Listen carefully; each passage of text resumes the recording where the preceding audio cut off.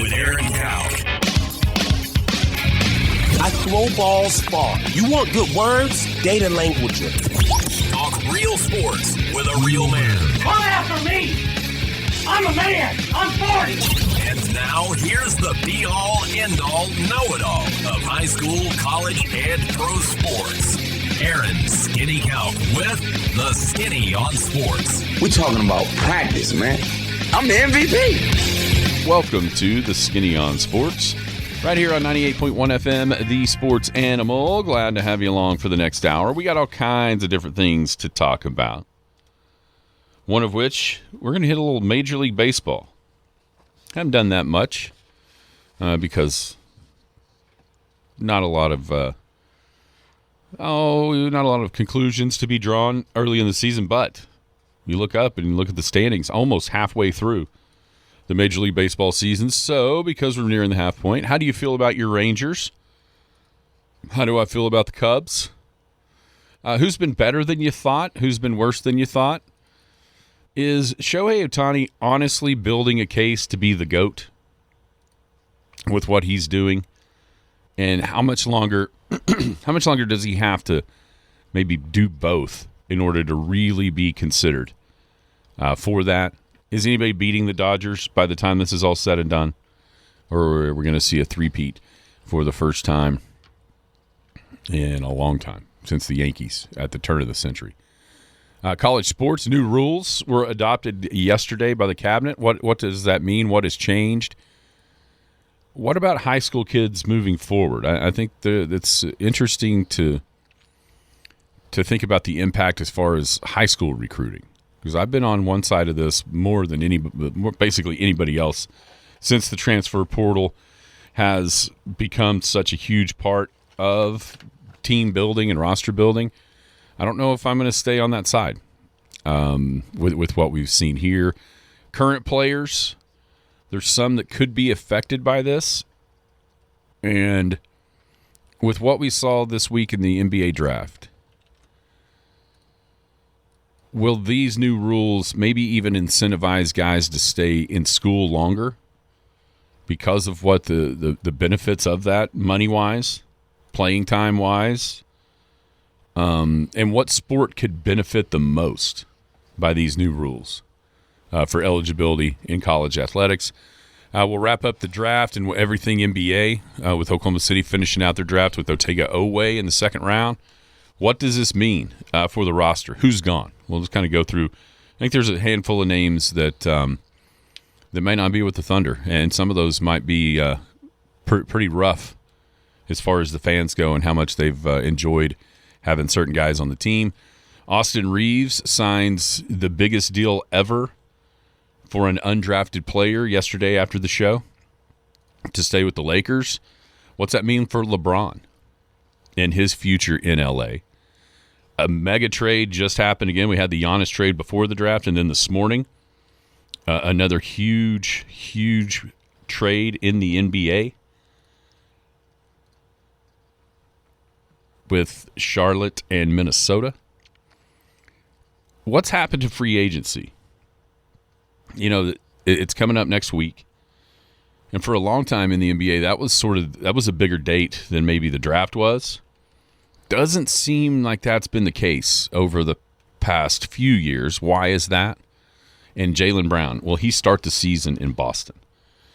So that's kind of what we've got on our minds today. If you got something else, feel free to chime right in on any of that or something else you want to talk about. 225-9698 is the phone or the text line. It is 225-9698. Give us a call, shoot us a text. We can talk about any of those things. Whatever else might be on your mind, feel free to chime right in at 225-9698. If you're going to be outside the listening area, a couple ways to stay in touch with the show. Log on to KADSAM.com, or you can download the app. Paragon app's got it all. Radio, it's got Penny News. Brand new edition of the Penny News is out right now. Let's go pick up a free copy of the Penny News. We'll be starting to get a little bit closer to Big Elk and Paragon TV. Just a month and a half, 2 months away from the kickoff of the football season.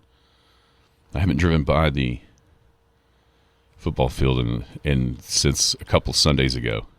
Have you been out over there? You know, when you drive up on, you go north on Pioneer, mm-hmm. I try to Kind of look. Too many trees.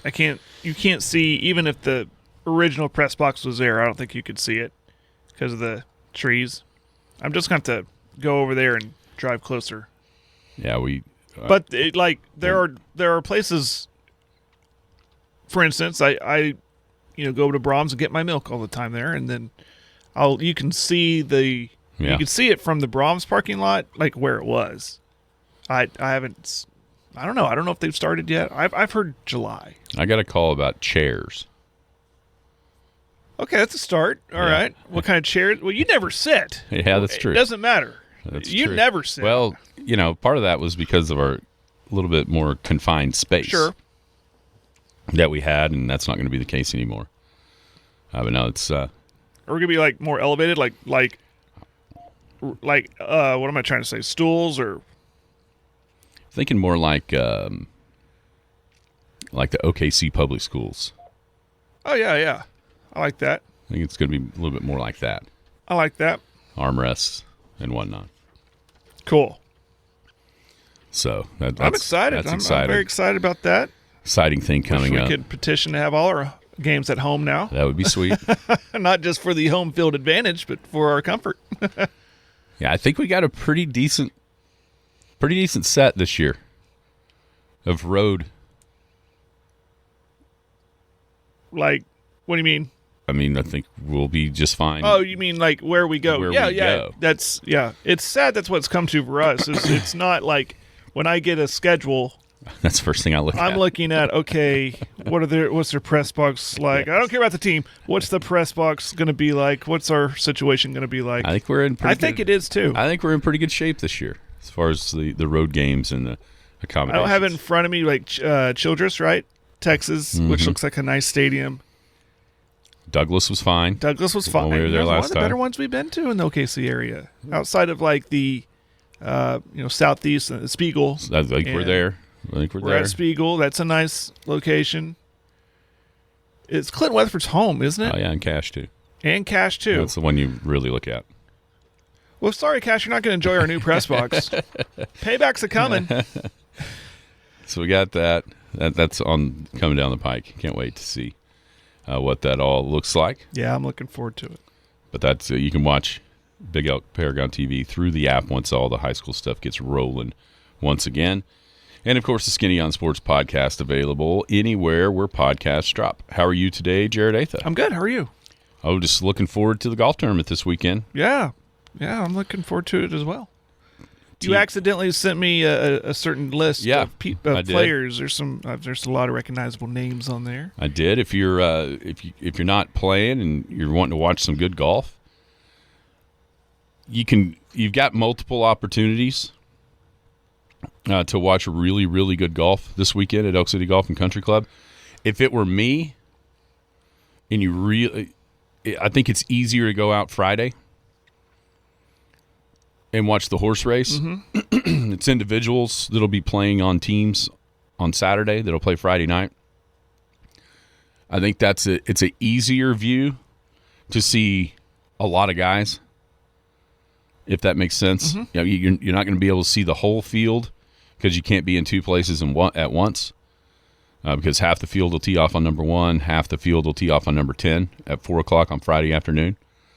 But there is the opportunity once they play 5 holes or whatever where they meet up. Everybody meets up at 15 from both groups, the ones that kind of come out of the fray, and then you get to see everybody's in the same spot. And it always amazes me how many more golf carts get added to the crowd, the gallery, each and every year. Because you think, oh my gosh, there can't be more than this, and then the next year there is more and more. So if it were me and you had to make a choice, I would choose Friday just for the ease of viewing and the most guys you can see at one time. Right. But, of course, Saturday, 1:30 when the championship flight or the A, B, and C flight, they all, they tee off early, 7:30. It's all A, B, and C flight on Saturday morning. And then about 1:30, the afternoon guys get going with the championship flight guys. And then, you can see 2 teams. And there's spots where you can kind of monitor probably up to 4 if you really kind of know what you're doing. And there are a lot of professional gallery people out at our club that are able to take in multiple groups and really not miss much at the end of the day. I liked how, because with what we do, I needed a break, like on Friday, right? Because we go out there and set up and everything. Go home, shower up, and then come back for the players' dinner. And by the time I come back, the horse race is wrapping up. I liked how last year I was out on the porch and I could see, was that 18 green, and see the ending of it. It was pretty cool. It's almost like that was by design. Well, who had the great idea to do that? I mean, from the building to the holes that are played, all of it's almost like it's exactly designed to happen that way. But it'll be fun. It'll be a lot of fun. A lot of good golf will be played out there this weekend, and honestly, not too much bad golf is played on this weekend. No, I can't recall ever, which is good. Seeing it. No, it's all the fields. Even you got your championship field, but A, B, and C flights too. You got good golfers out there. Yeah, it brings a different level. Sure does. Than some others. Yep. Than some other tournaments out there. So that'll be going on starting tomorrow, 4 o'clock for the horse race, the dinner after that, and then the tournament gets kicked off 7:30 on Saturday morning. And then, of course, 1:30 is the second tee time. If you want to come out and take that in, feel free to come right on out and watch some really, really good golf at Elk City Golf and Country Club. All right, last night, second round, it struck me as kind of funny when I flipped over just for a little bit to kind of check out what was going on in the second round of the NBA draft. I didn't watch one bit of it. I wish you would have, because on Tuesday, they're in the Barclays Center. It's like it's not even like a Nets game because the place is pretty well full. Watching the guys, Yeah. And so then last night, it was like they were in some abandoned warehouse because all the lights were off. You could kind of tell they were still in the Barclays Center, but everybody was down like in the green room. It's where it took place. Like the difference in the production of it all between the later rounds in the NFL draft when there's still thousands of people hanging out versus just basically the players and their families last night. It struck me as kind of funny just how much they were able to kind of dumb it down for the second round. And I think they said last night, and maybe this speaks to what the aprons are and how punitive that the luxury tax has become, to where these second round picks used to be like you'd see trades like people would literally like buy second round picks. Like, okay, how much? Here's $200,000 or whatever for the 50th pick. Yeah. Last night, I think there was only one second round pick that hadn't been traded. Like the original owner took that pick. I think it was the Orlando pick, maybe, that they said is the only one of the whole second round that at some point hadn't been traded. And I part of that is because I think with the rising costs, if you can find, say, and he was brought up last night, partly because he was traded and in the spot that he was drafted, but like Aaron Wiggins. Yeah. If you can find an Aaron Wiggins in the second round with the way those contracts work and the lack of money that you got to pay, those have become pretty valuable, a lot more valuable than they have in the past for the NBA. So it's a little bit more of something that's paid attention to, I think, now than it has been. Oklahoma City made a trade. They drafted Ryan, was it Conley?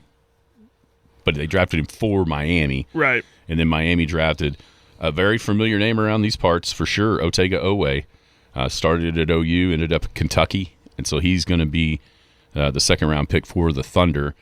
Those contracts work a different way than maybe some of the others with the two-way contract and how that all separates out. So it doesn't necessarily mean after Tuesday, the Thunder had one more player making both those first-round picks than they have roster spots. So somebody is going away. the second-round pick of Oweh maybe not work quite that way because of the two ways that are available. So, having said all of that, the Thunder end up with Adai Mara, the giant guy from Michigan, Bennett Sturts, the guard from Iowa, and now Otega Oweh, more of a kind of a guard/wing from Kentucky. And there's going to have to be major decisions made between now and training camp as far as who is on this roster, who is still in Oklahoma City. So in your mind, of the guys that we've seen over the past couple of years, who is the most likely not to be in an Oklahoma City Thunder uniform to start next season? All signs are pointing to Dort, it feels like.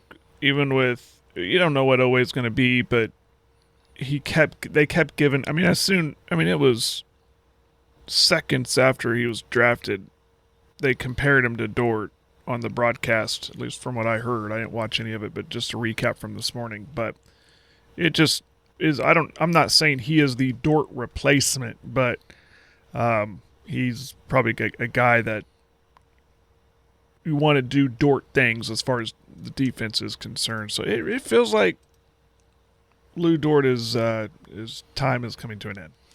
Yeah, see, I would put Isaiah Joe at the top of the list. Yeah, I've heard him too. Yep. Just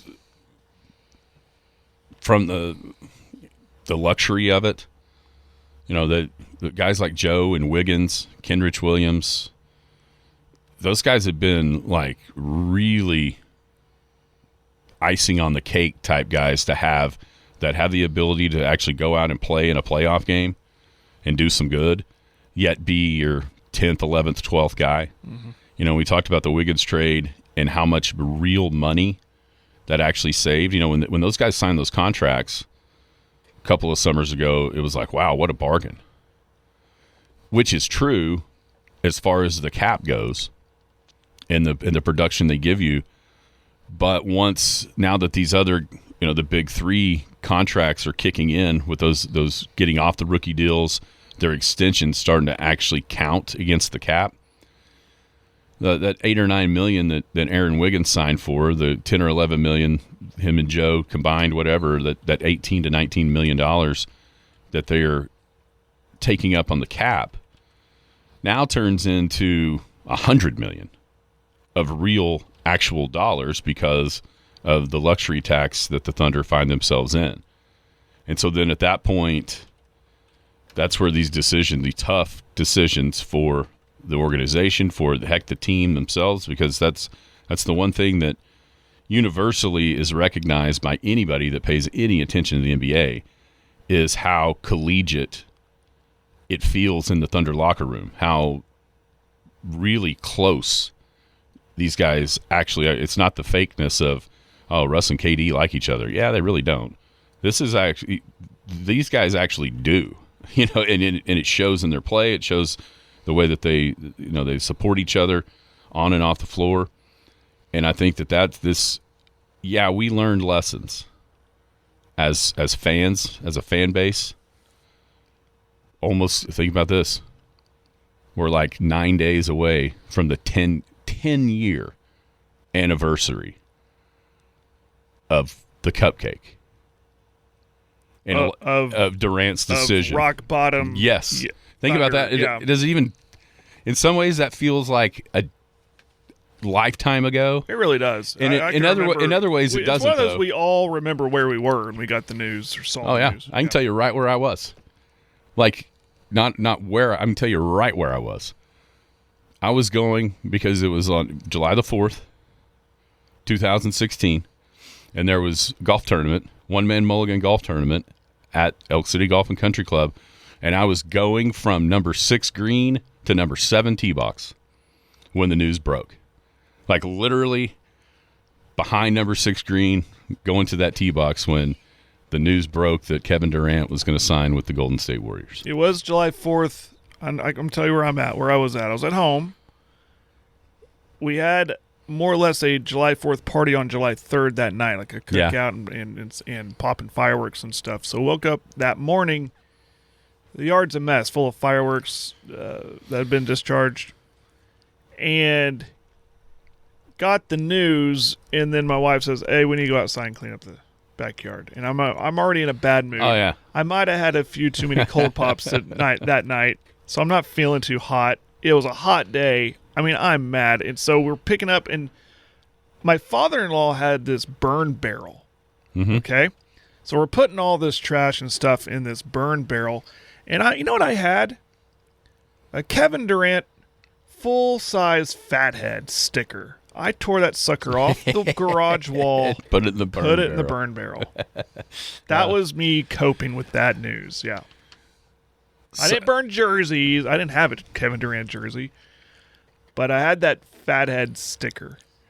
So I was like, you're done. I had like a T-shirt jersey that quickly became like mowing shirt. Yeah. And not caring about it. I still see some people every once in a while in a Kevin Durant Oklahoma City Thunder jersey. It's like they've moved on. Yeah. But the vitriol from that day yeah, is going to be at a completely different level than whenever the decisions are made this summer for what the roster construction looks like. I think it's going to be more, that was hatred and vitriol and just mad about what happened there. I think this time around, when you see certain guys not on this team, it's going to be more of a sadness. Right. Like, oh, that's a bummer that Isaiah Joe's not on the team. That's a bummer that Lou Dort is going to have to go somewhere else. Well, it's a bummer. It's like graduation. I'd imagine how a parent feels about graduation. Like, but I'm happy for you. It's like that's right. It's like the bummer. We got to see you go, but we're happy for you. You're going to go on. You're going to make a lot of money somewhere else, and you're probably going to really help a team. Yeah. But it is a bummer. That was definitely the sentiment around Aaron Wiggins, and Wiggins became like a cult figure with the Aaron Wiggins saving basketball, and of course the speech he gave at the last year at the parade for the championship. So I would go Joe as the most likely guy, like to be gone. Part of that is because I think that they can, with his contributions to the team, and admits it sometimes, but he didn't even play in the playoffs. That's he and Wiggins both sort of fell out of the rotation for really the last 2 years when it came down to it. And so you feel better, even though it was 2 second-rounders for Wiggins, and people were going, that's it? Well, that's kind of where the Thunder are at, unfortunately, and this is something that you haven't really seen Sam Presti in the position to not have much leverage. And right now he has none with those guys. And so an Isaiah Joe trade for a couple of second-rounders later on down the path is very, very likely, in my opinion, because of what it costs to actually keep him on the team in real, actual dollars, and where the Thunder are at with their salaries. Dort is one. He seems like another pretty likely candidate to not be on the team next year. We shall see. But the problem, we'll just trade him. Well, with where the Thunder are financially, you're really trying to trade these guys for essentially nothing coming back, money-wise. Because at that point, it does you no good. With the ultimate goal being, the ultimate goal obviously is to have a team that can win. But the financial ramifications are such that it's going to look like Presti's getting fleeced on some of these deals, if they're even trades, or if they just renounce their rights and then they become, unrestricted free agents, and they can do whatever they want. Those two definitely. I think there's another couple of guys. What about iHeart? And I don't think the drafting of Mara was necessarily an iHeart replacement for this year. Right. Now, down a couple of years, next year, the year after next, or down the line even further, I could absolutely get on board with that. But what about him this year? I think we've all sort of fell into the mode of, Thunder are going to decline the team option. He's going to sign a couple-year deal for maybe a little bit less money, and he's going to be on the Thunder. How comfortable are you right now with that being the case. I like the idea of that. I think that is a thing. I'm very comfortable with that. Of him still being, you're not hearing his name pop up. Every scenario you've thrown out is more likely than moving on from iHeart right now. And you're right. The pickup in the first round, Morrow is not a. I never thought he was going to be an iHeart replacement right now. Right. He's not ready for that, and it'd be very beneficial for the Thunder to keep iHeart on this team, and especially in the locker room, guiding this guy and helping him develop into an eventual iHeart replacement, if you will. So, but I think he stays. I do. I think we see him in a Thunder jersey in October. You know, a guy that we haven't even seen, Thomas Sorber. Yep. If you had to guess, if I told you, okay, Jared, one of those two isn't going to be on the Thunder when the season starts, between iHeart and Thomas Sorber, which way would you lean as the one that's gone? Sorber. I think I would too. And I'm not so sure. I hate that. I love the pick when it happened, but the injuries and just obviously it kept him off the floor all season. But with this draft, it's gonna be a good transition, and he's probably gonna get lost in the wake of it. So there's still value in him too, where he can go help somebody. But I just think there's not room for him, and the timing's not right for him on this team. Yeah, not being it's not his fault that he was hurt, and the Thunder drafted him for a reason. But him not being able to show much, I could definitely see him being gone. And then it goes to, okay, two guys that everybody wants to be on the team. And I'm not suggesting it's going to happen this year, but you probably ought to start thinking about, I don't see any way that come next summer and leading into the year, that'd be 27, 28.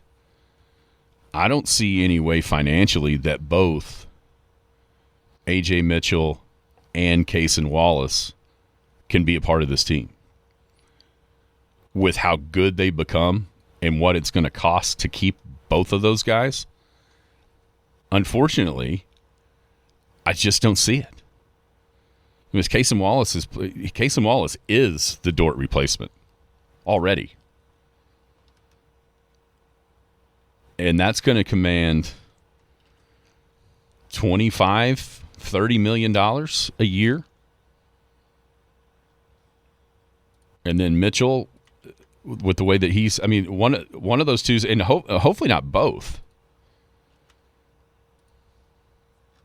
The decisions are coming with them. A lot of people think that the Thunder will go ahead and re-sign Wallace to an extension this summer, which would lock him in. And if that does happen, then it feels like A.J. Mitchell becomes a huge luxury for this year, but not long for the Thunder as far as the career goes. And that's just Boston went through this last year with the guys that they had to just give away because of the financial situation that they were in.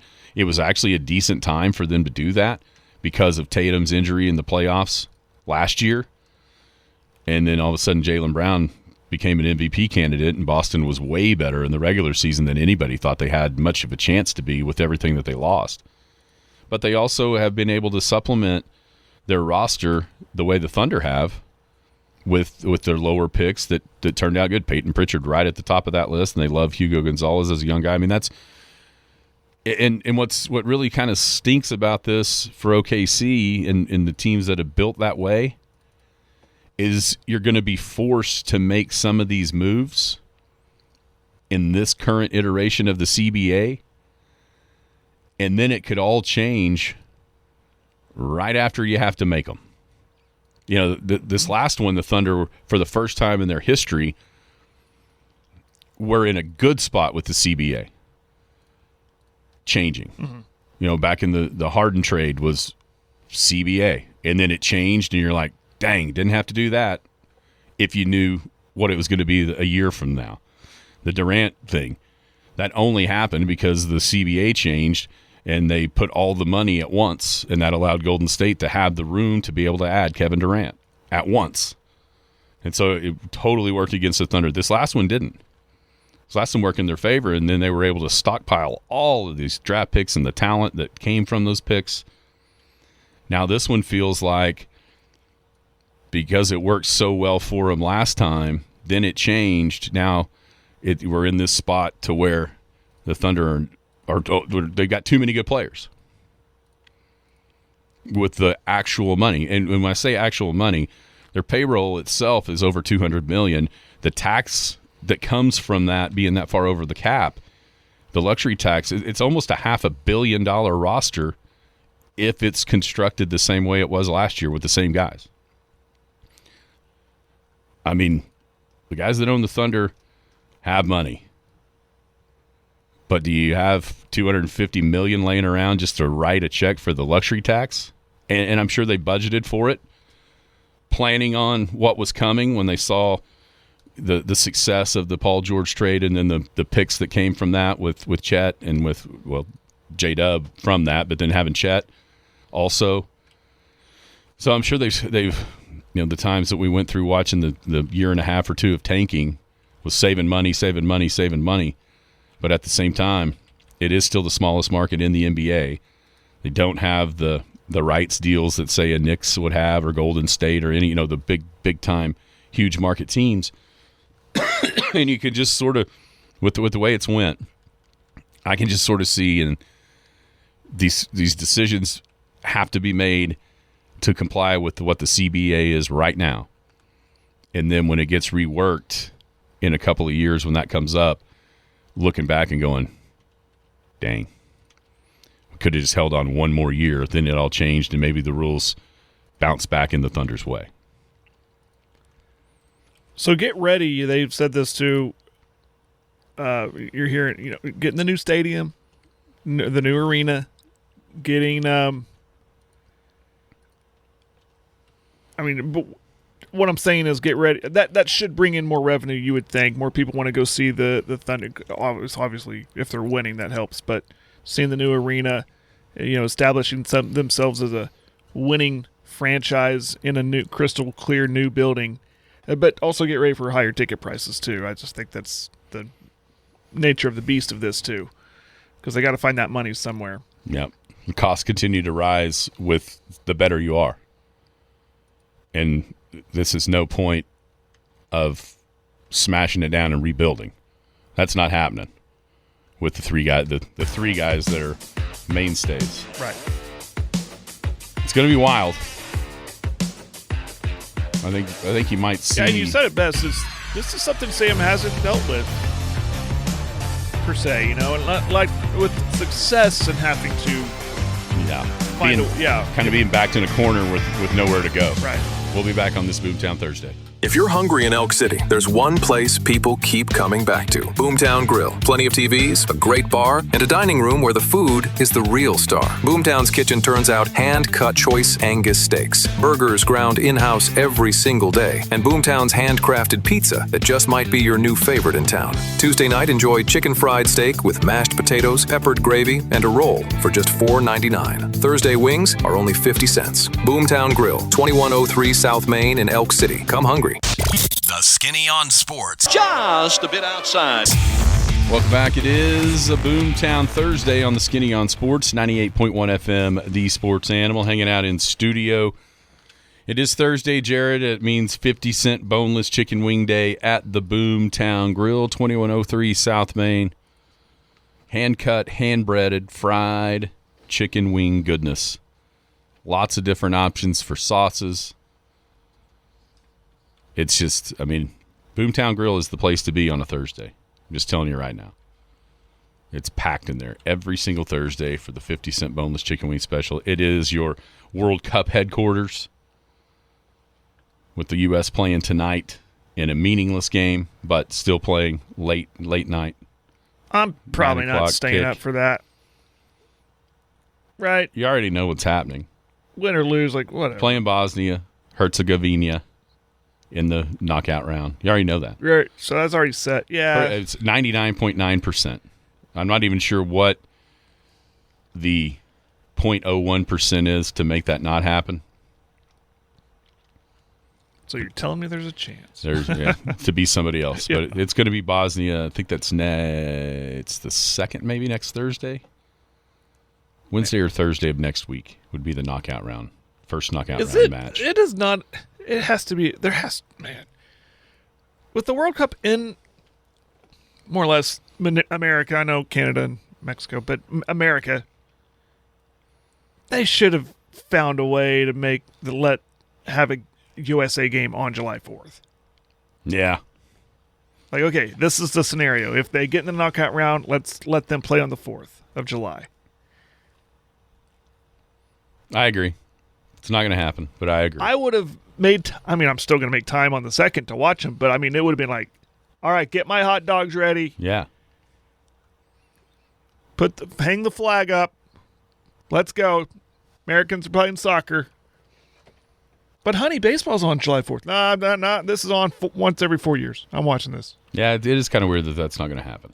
That's okay. Let's just say that'll on July 2nd, that'll start our 4th of July weekend. There you go. I think it's the second. It might be the first, but I think it's the second. But you can get down there, Boomtown Grill, 2103 South Main, 50-cent boneless chicken wings today. All right, huge trade. Let's go Austin Reaves first.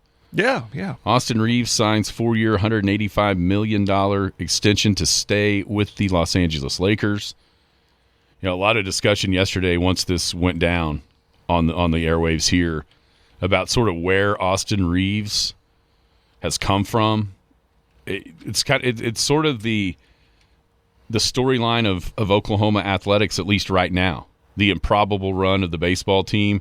And now the improbability with what we saw from Austin Reaves at OU, while a good player, no doubt. I don't know that anybody had on their bingo card that by the time he was 28, he would be signing the largest deal in NBA history for a non-drafted player. But he's been fantastic, and he's working his way up the list of OU basketball players in the NBA. It is a really cool story. We speak of America. We just talk, that's American dream. Working, having an opportunity to bring in money like that, man. And yeah, going undrafted. Yeah, you say he was one of the better players on that OU team. And no offense, I wasn't saying much. That OU team wasn't world beaters at the time, but he gave them a pulse. And I heard somebody, I don't know who he was interviewing, yesterday afternoon talking about he remembers first time he saw Austin Reaves was Bill Haston. Was it Bill? Okay, over in Tulsa, and he was just a skinny sophomore. Came off the bench, only had like 3 points on 2 shots. Mm-hmm. So where he's come from then, that was when he was with Wichita State, and then then obviously coming over to Norman and trying to elevate himself to get drafted. Did not get drafted, and then gets brought on by the Lakers and has turned into a really, really nice player. So it's cool. It's great. And talk about, they said this too early this morning, talk about betting on yourself, right? Yeah. He turned down the first and then they countered with that and came back with that. And he's locked in for 4 years with a pretty hefty contract, with pretty hefty money. Really begs the question, though, what's next for LeBron and what the Lakers would kind of said this even before this, Are they going to pivot and build this team around Luka? And does that mean, okay, did Luka say, I like this Austin Reaves guy. I want to keep him on this team. And if LeBron's still here, great. But Austin Reaves is the guy we need to lock in because we can develop around him too. Yeah, I don't think there's any doubt that Luka signed off. Sure, yeah. You would think on this. And now LeBron LeBron did do something at the end of the year last year we'd never seen him do, and that is be fine on the floor with being the third wheel. And, when then Luka goes out and he kind of comes to more of the front of the playoff series, especially against Oklahoma City. But LeBron has never been a guy that takes less money. No. The Lakers have like $50 million in cap space right now, but they're going to have to make choice. They want to find somebody other than DeAndre Ayton in the paint to protect the paint because it was just a layup drill against Oklahoma City. They could not protect the paint. from guys driving right by and going and scoring. So that's got to be a huge piece that they're thinking about. And so does this actually mean that LeBron James goes somewhere else? And if he does, where is that?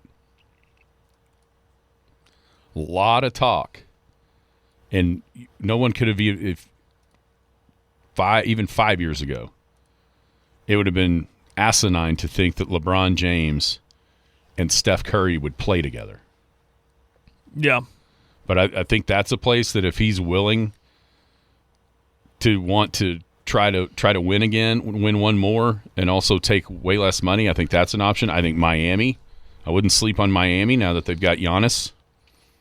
That could be a LeBron destination. There was a lot of talk last year before they made the Harden trade that could they try to figure out a way to work to get LeBron back to Cleveland on that team. So the storybook ending for him would go back to Cleveland and bookend his career where he's end it where he started it. Well, that's not his. He's just not gonna. He's gonna go where he thinks he can win. Maybe. The Steph thing we're coming up to the end of that, if not already. The end of that. We're going to have wheelchairs on the floor. Exactly. For those old dudes. Exactly. Who's going to push you in a wheelchair? It feels like Draymond, you're not going to play. You can play defense, but then when we get the ball, you got to push LeBron up the floor. When those three show up at a game, and Al Horford's back, and Jimmy Butler, they all show up. It's like the group of old guys going into a club thinking they're still young, and everyone's kind of looking at them like, "What are those old guys doing here?" They're the opposite of the Spurs. Exactly. In a lot of ways. Yeah. So that's something that's going to be top of mind here once we get into next week and see start some of the moves in free agency that start to happen. Free agency was once like the thing. I mean, just 10 years ago, we were talking about Durant. I mean, it was the day more than the draft. Yeah, you knew what time it started. Yes. And then, okay, it's going to start. Here comes. There's all the stories of Presti being on Russ or KD's doorstep at 12 o'clock to have the contract in hand and all that. Why has that diminished? Is it because teams – it feels to me like teams haven't let it get to that point. They're signing their guys earlier to not ever let them get to the point of unrestricted free agency. Probably. I think that's it. You get them locked in early, keeping them happy earlier, and then, it's like everybody has started to do what the Thunder always did. Yeah, and there's times where maybe the Thunder went too early. A lot of people were criticizing by the time it was toward the end of Steven Adams, paying him as much money as they paid him early without kind of seeing what he developed into. But I think that's a big part of it. People just aren't letting it happen because of how hard it is to go out and fill that in. And maybe the players want it to happen that way too. Oh, I think so too. They say, hey, we'd rather sign a contract now, get this over with. We don't have to worry about where we're going to be next. I got a family here, et cetera. So more years, and less money. Sometimes less money. Sometimes. Huge trade this morning that is really interesting to me. Went through the Thunder's predicament. Minnesota was clearly in that same thing, giving away Julius Randle for nothing and kind of having to be able to re-sign Ayu Dosunmu, who they traded for at the deadline. Now today, they pick up LaMelo Ball from the Hornets in exchange for Naz Reid and a bunch of first-round picks. There's some protected, some unprotected. This is interesting to me. They still got Gobert. They still got Jaden McDaniels on that team.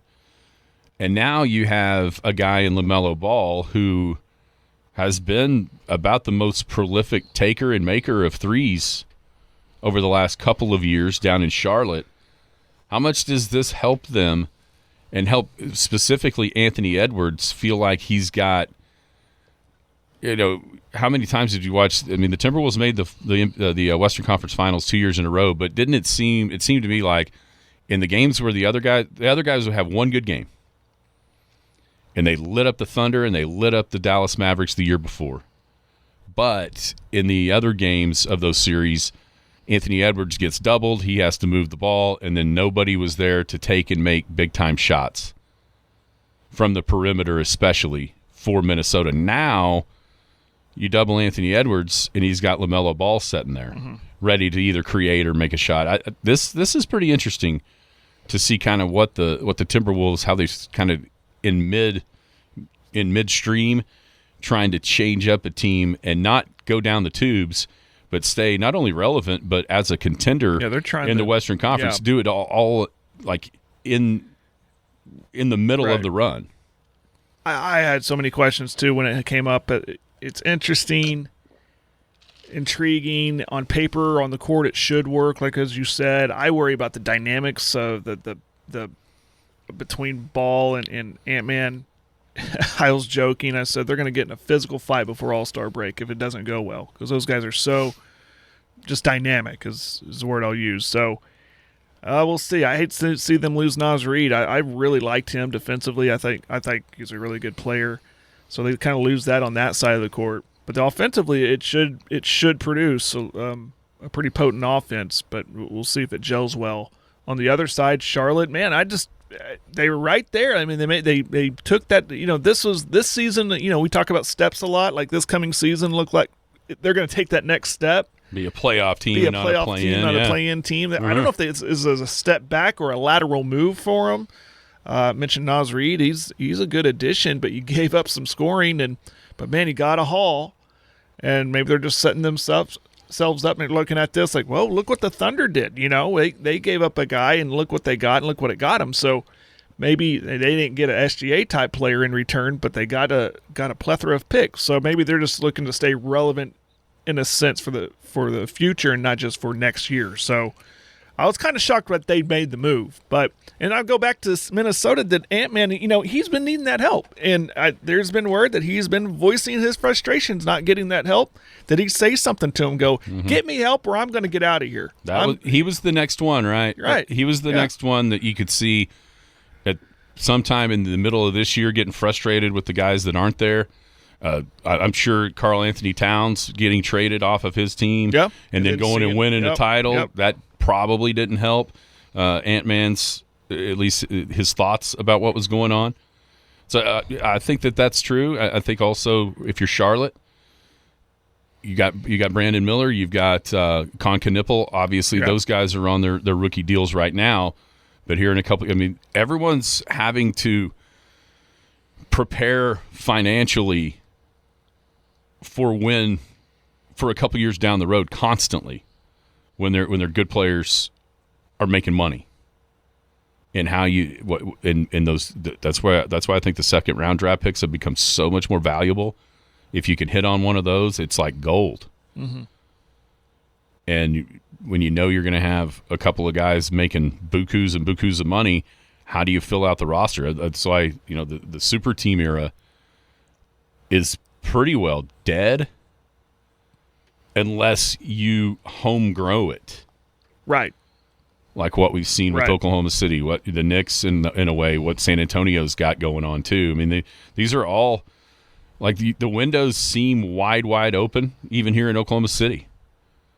Young team, won a title. A lot of people think would have won a second title this year if no injuries.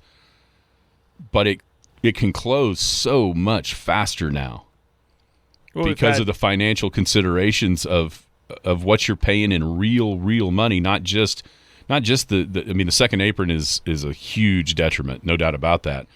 But it's even the real money that you're paying out for going into the luxury tax. It's super expensive to be good unless you can continue to supplement through the draft with just kind of ushering a little bit older player that's making more money out and replacing him with 90% of the player for 15% of the money. And the parity that's been talked about now 8 straight years with a different champion. First time that's ever happened in NBA history. This is why. Exactly. That's what I was going to bring up. Yeah, this is why that's happening.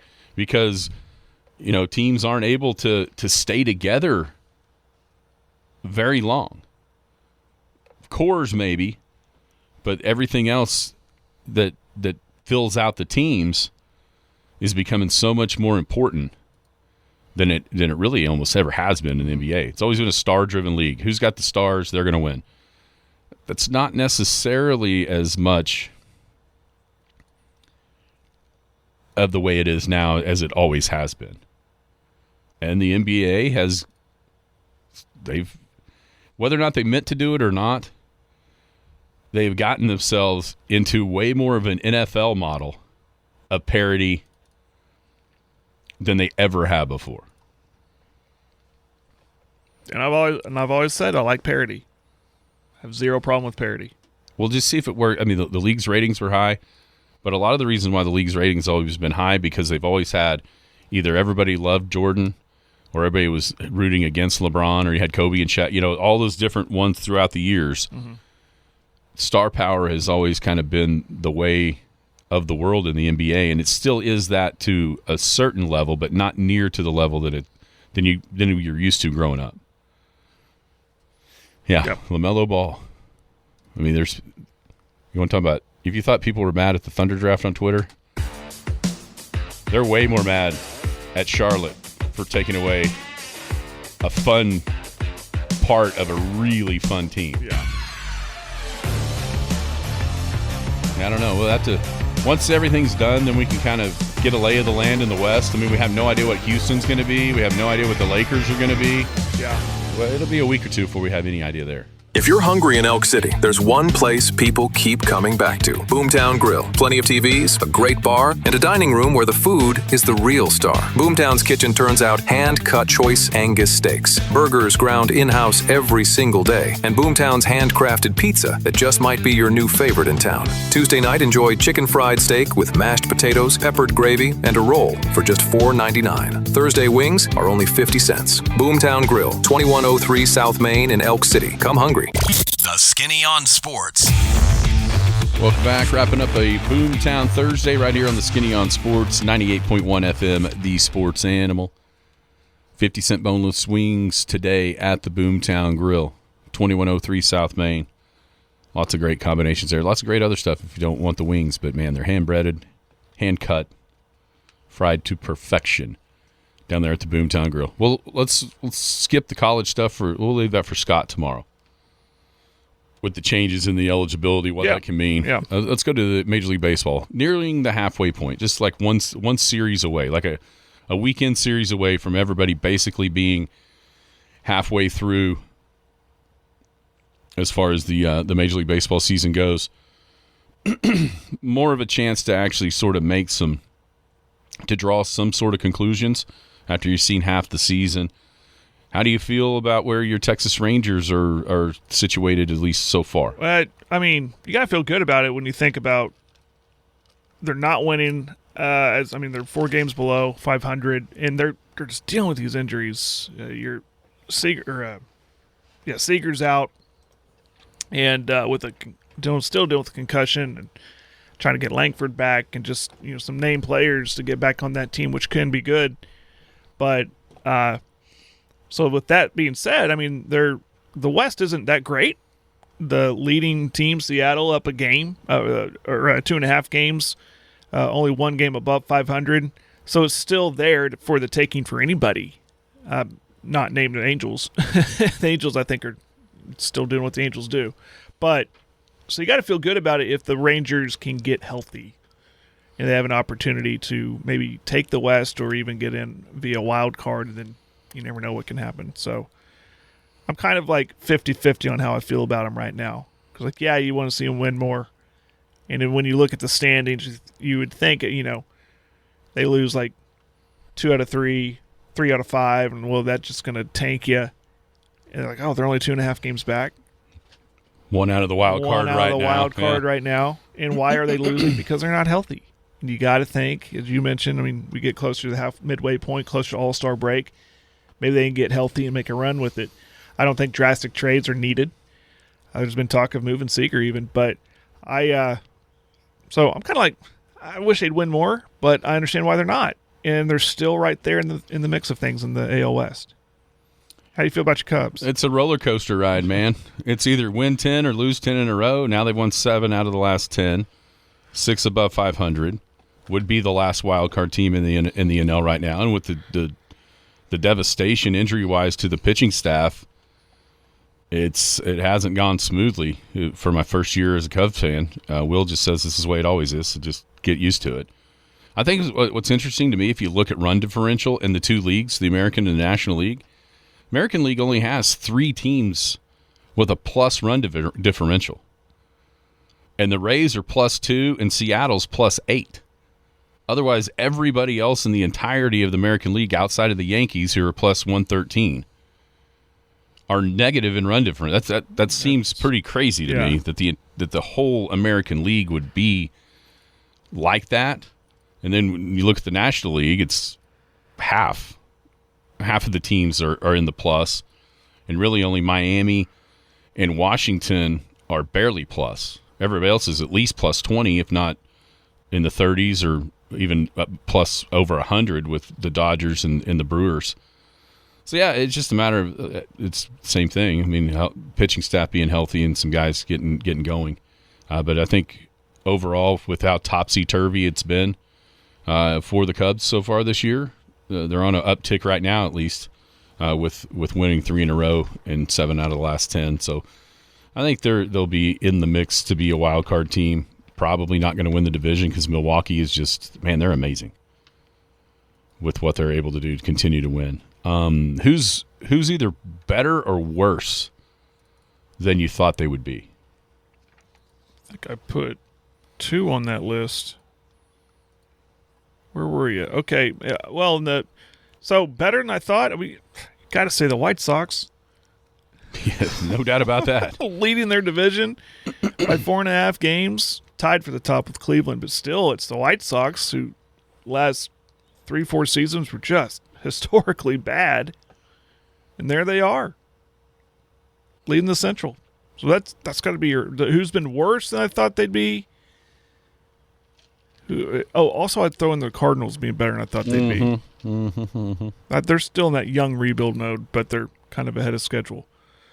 And I know injuries playing a large part of it, but the Mets being where they're at, I mean, dead last in their division.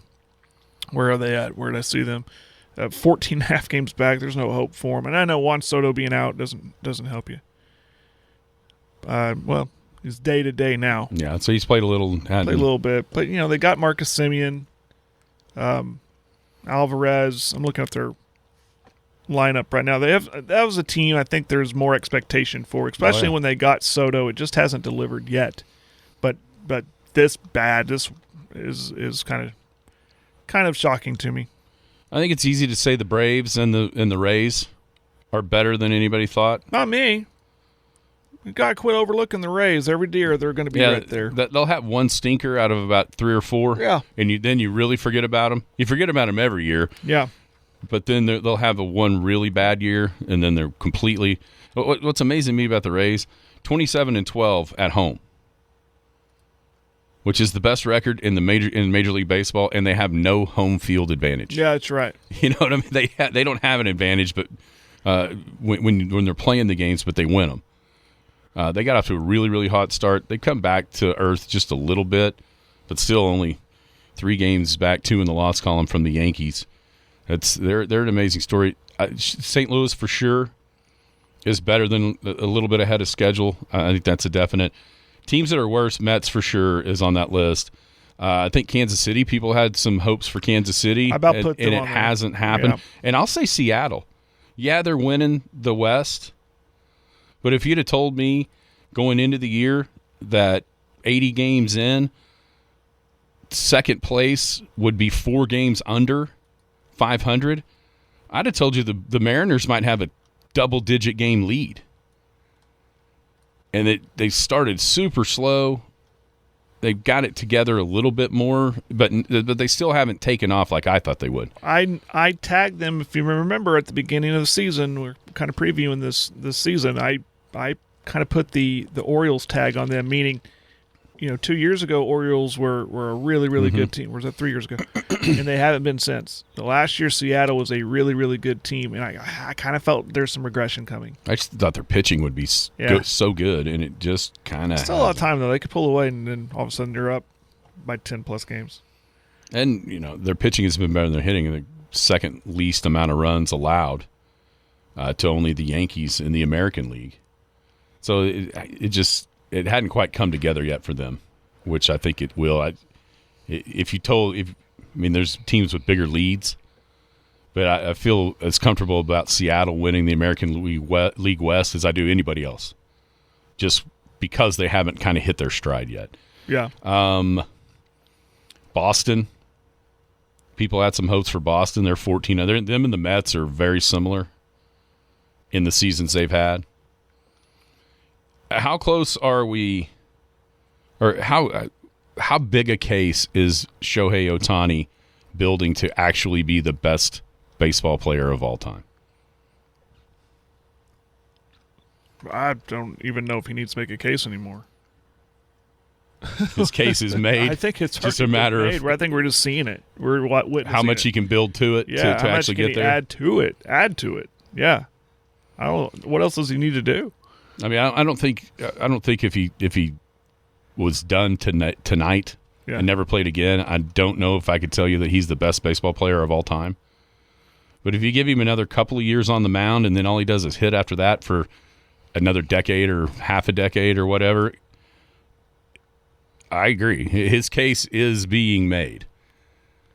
And it's just a matter of how much he can add to that case and the accolades that and the numbers that he can continue to put up. I mean, I think we're watching one of, if not the best baseball player that's ever played the game. Totally agree. And where he ends up on that list, it just depends on how much he can add to and continue to pitch. Did you see? I think it was the Bat Boys. See the Bat Boys save him the other day? It was either a bad throw going towards the dugout or a foul ball.